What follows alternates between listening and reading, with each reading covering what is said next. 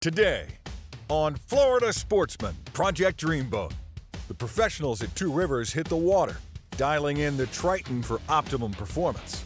You weigh in, size, diameter, weight, thickness, blade thickness, all that when you're trying to pick a prop for whatever boat you're going to put it on. Rocky Point Boatworks installs brand new power and rigging on the Twin Vee project. So now we got to get this Yamaha unwrapped and get this little baby Yamaha on the back of that Twin Vee. George LaBonte joins Jimmy and Jarrett Helms aboard their custom Backcountry Pro guide. Not only gave them a ticket back onto the lake, it also allowed them to spend quality time together, building exactly the boat they both wanted and getting the job done just right. And the craftsmen at Stuart and Islamorada Boatworks begin constructing their newly designed skiff. It looks like it belongs in the family, which is very important to me. I think when you look at one of our boats, it should look like an Islamorada. All coming up on Florida Sportsman, Project Dreamboat. Join us as we follow one-off builds to all-out restorations in Stuart, Florida's Dreamboat District, home to some of the best custom boat builders in the world. From modest to over-the-top, industry experts from the district's premier facilities show how it's done. Fiberglass repair, custom paintwork, engine rigging, electronics installations, and more. And boating editor George LaBonte shares the stories of boaters who have already turned their dreams into reality. This is Florida Sportsman Project Dreamboat.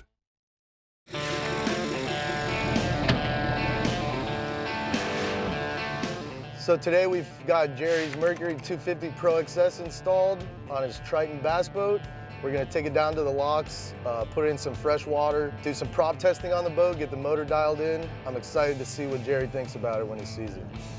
Prop testing and running boats and stuff like that, that's when we work our kinks out. We try to see what we think's best, and then obviously we adjust from there. Bass post performance I'm into, so it definitely helps wanting to go run a boat. I wanted to shave for this, but I didn't have enough time. Oh, look at me, bro. I would have had time this morning. I know Dale's just waiting to talk shit about my scrub. On these runs, what we're looking for is maximum performance and maximum hole shot.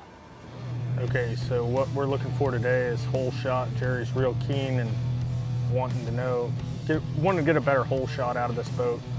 Where before, when he was running 3-blade, it took a little bit longer. It's a little bit shallower where he's fishing, so we're going to try to take care of that today with this 4-blade we're trying. Might be too much.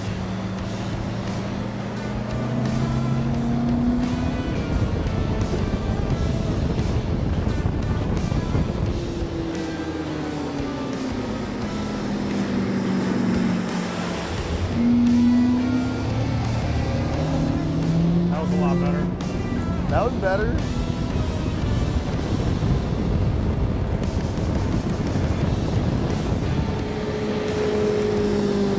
So we got almost 66 out of that pass. That was a lot better. Yeah, I just think, the whole shot seemed a lot better on that. Yeah, we were right at 6,000 on that too. Whole shot was definitely better. Helps when you use the trim here and not here. So what are we gonna, you wanna put in a smaller 4-blade on there? Or Yeah, yeah, probably. We ran that first 4-blade 23. Didn't turn up the amount of RPMs that I was looking at seeing. So if you're not maxing out on your RPMs, you gotta go smaller. So we dropped down to a trophy 4-blade, a little less pitch, and went and ran that then. Ooh. Oh my God.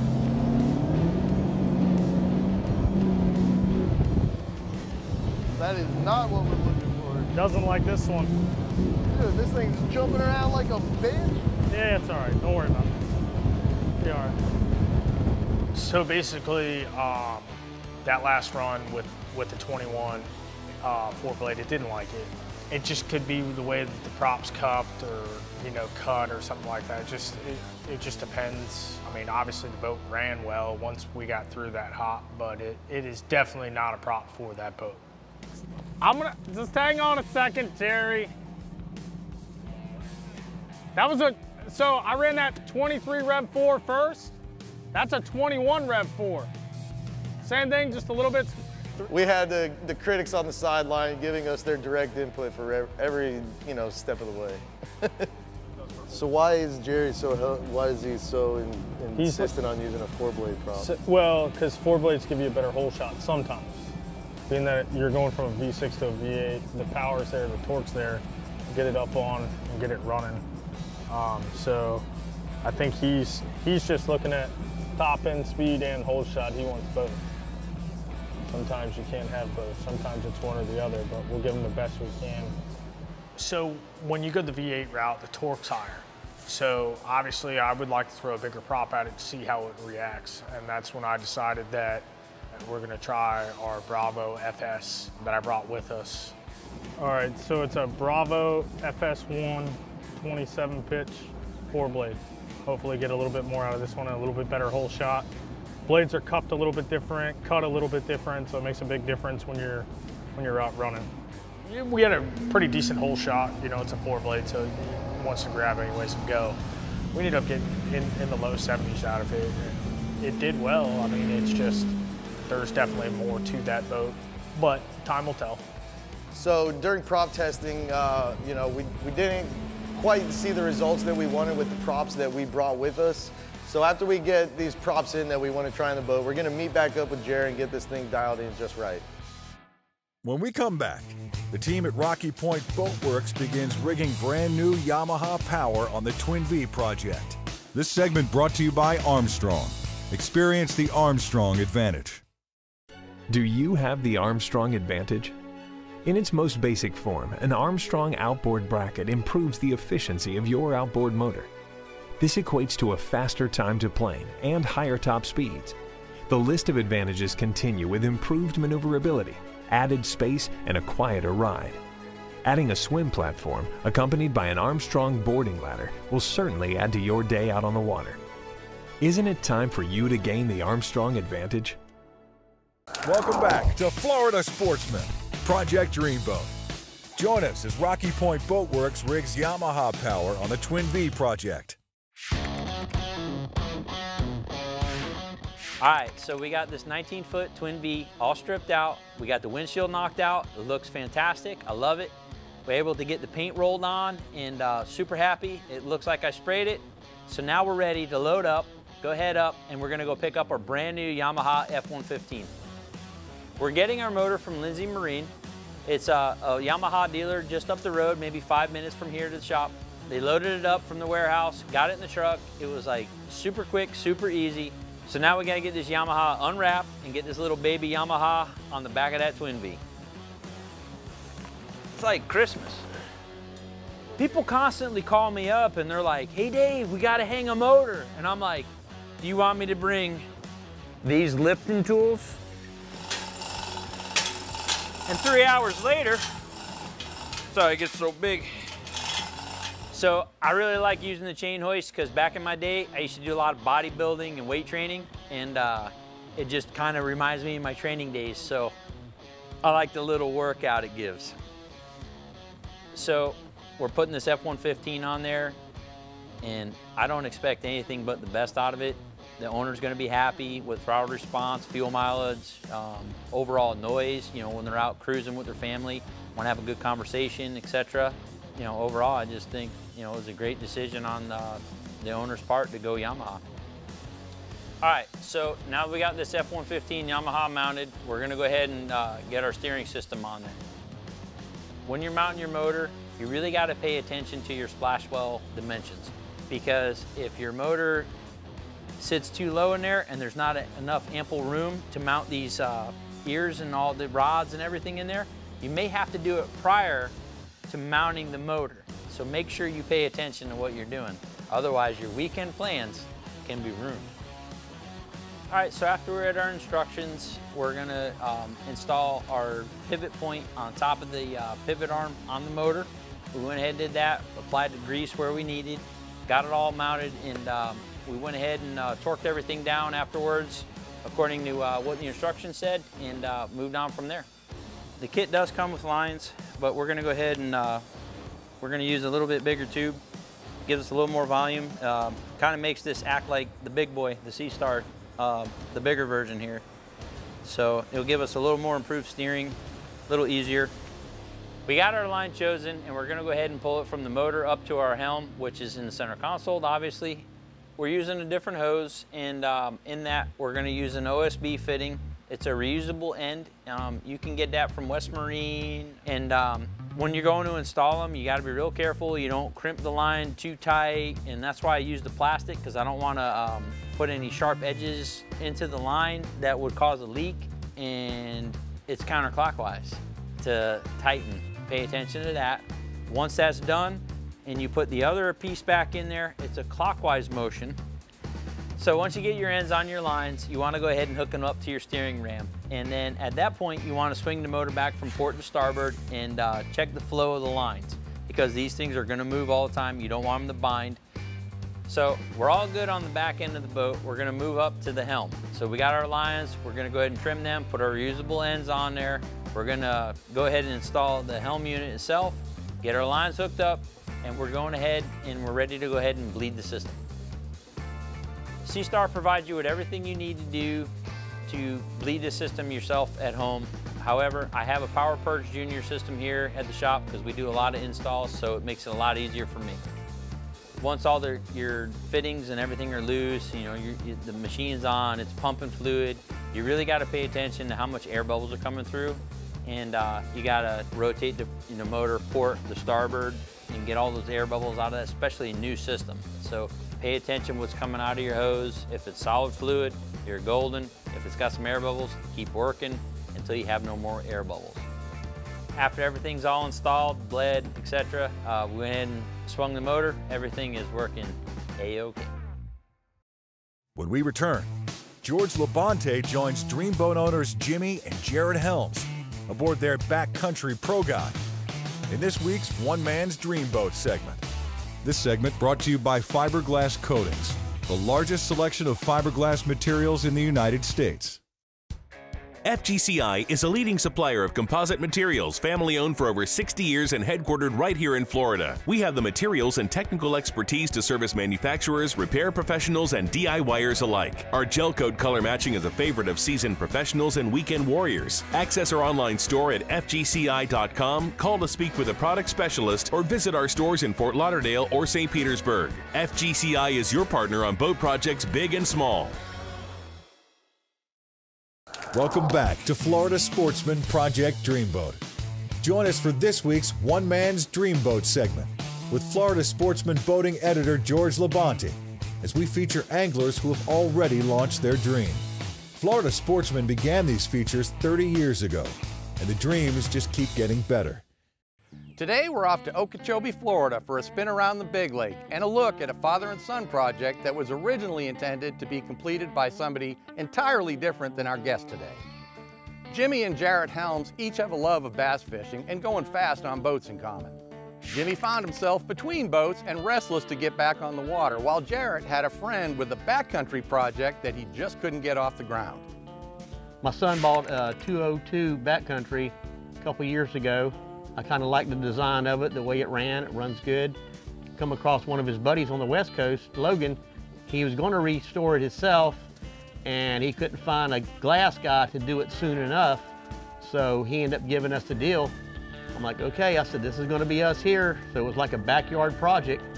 This old Backcountry Pro guide looked like a perfect fit for the Helms boys, so before you knew it, they were off to the races.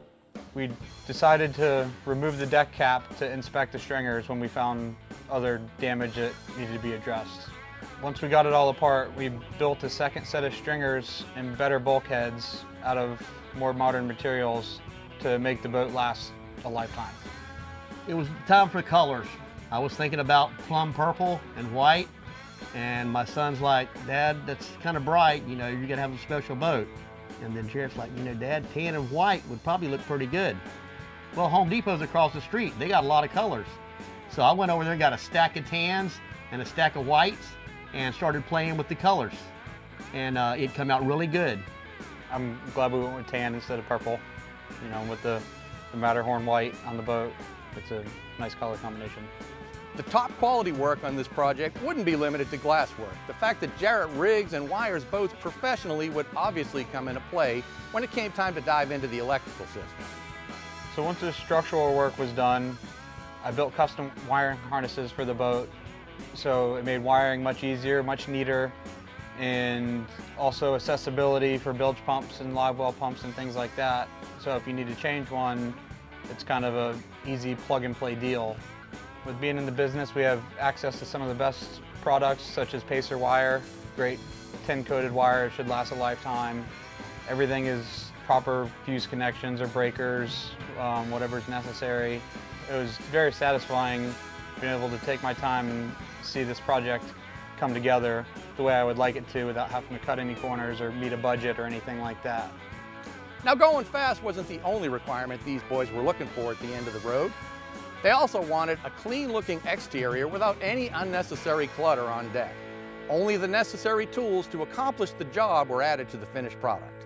The trolling motor on the boat's a 24-volt trolling motor. We went with some lightweight AGM batteries, did a mild sound system that sounds loud and clear.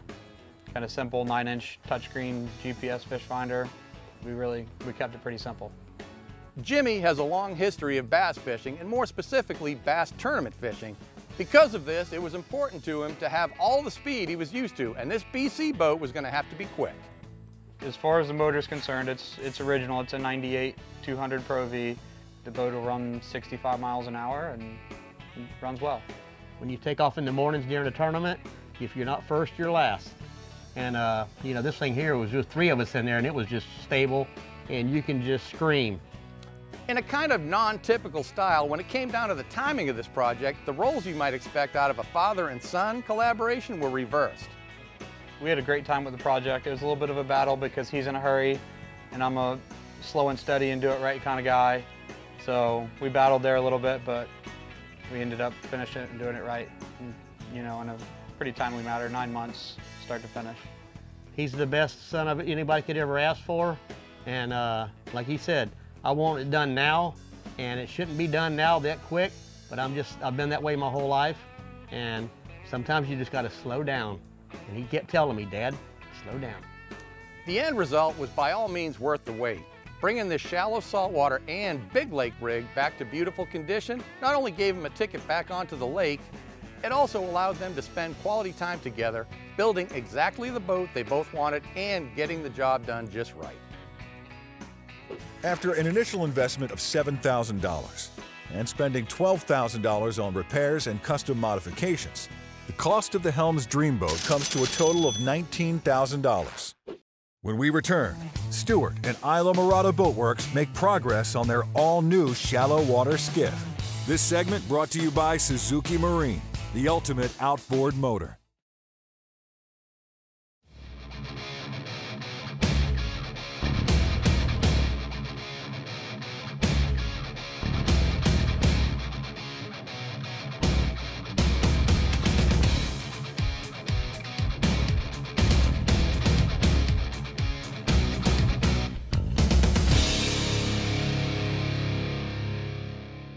Go to SuzukiMarine.com to find a dealer near you. Welcome back to Florida Sportsman, Project Dreamboat. Join us as Stuart and Islamorada Boatworks continue work on their 18-foot skiff project. With the mold sprayed and ready, a hull is born and the build begins.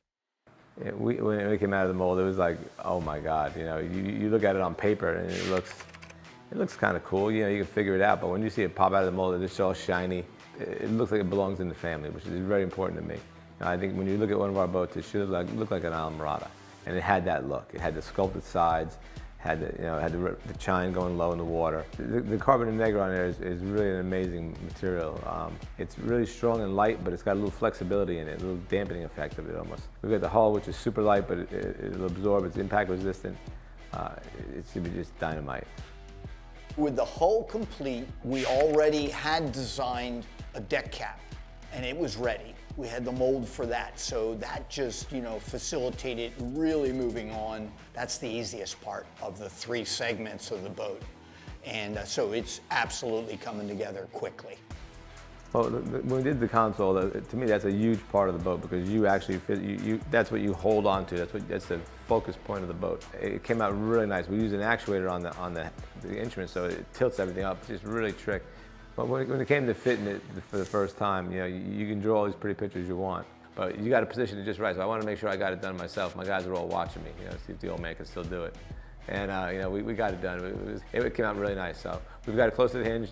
We got a little gap so it comes up nice and strong, pulls down tight, and it doesn't shake top or bottom. All your stuff is hidden. You know, it's just out of the weather. It closes up. It's tight. It's dry. It's got a hidden switch inside the console. Keeps the console kind of low, not real tall, and a big bulky console. So it looks real good, but it really is very functional. So naturally, we had the deck cap on, dry fit, and you know that's cool. You put it on and you can envision it, and it's very exciting. When the day came that we finally were squeezed into methacrylate, the bonding agent that is going to make that permanently on the hull, it's a whole different feeling. Like, here we go. This deck's going on here, and it's never coming off. Those parts are not coming apart. So now that the deck's on, the console's in, what do we do motor-wise? Yamaha Show 115 VMAX is the motor that I chose. Now the rating on the boat's from 60 horse to 150. We firmly believe that most of the boats are going to get a 115. We knew that weight-wise, that was the perfect balance for that boat, and it really, there was no question in my mind that that's the motor I was going to go with. Well, when we started putting the boat together, when we hung that Yamaha on, you know, once the Yamaha was on, I'm like, we got us a boat here. You know, if Bobby didn't want to run the boat, we wanted to get it together. Wait, I'm like, I'm pulling rank on this one. There's no trim tabs on the boat. We had plugs plugging the holes. But we put it in the water and it ran awesome. As soon as the boat came off the trailer, I was immediately aware of how stable it was. I walked around the gunnels. I picked up Richie, he jumped on board, he walked around the gunnels. It's remarkably stable. It just leaped out, leaped on plane, really ran well. A couple of the things I want to tweak a little bit, just some small minor things. I think we can make it a little bit better. We'll put the trim tabs on the bottom and be more of a true running, because we have the pockets, so we're taking away the bottom on that. But it ran great, like a little rocket ship. Great power out of that Yamaha. We experienced great success, things that put a huge smile on our face, but at the end of the day, we still have to come back and make it a complete boat. You know, the tabs have to get in. We have to get it exactly balanced. It's good to have hatches on the boat. So, you know, poling platform, forward casting platform, all the ideas that are going to make it the boat that we're going to take to market. And so that's what we're in the process of doing. Next week on Florida Sportsman, Project Dreamboat, George LaBonte joins Royce Brooker aboard his completely rebuilt John Ullman. The professionals at TRB make headway on the CV390Z project, and the Twin Vee is rigged with a brand new trolling motor at Rocky Point Boatworks.